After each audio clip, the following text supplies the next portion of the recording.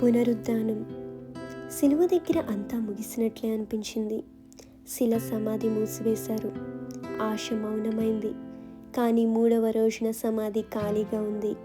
యేసు మరణాన్ని జయించాడు, సమాధిని చెరిపేశాడు, భయాన్ని ఓడించాడు.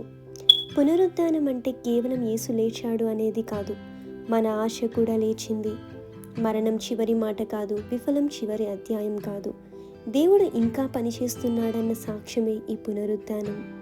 బైబిల్ వాక్యం ప్రకారం అందుకు యేసు, పునరుద్ధానమును జీవమును నేనే, నా యందు విశ్వాసముంచువాడు చనిపోయినను బ్రతుకును. యోహాను 11:25.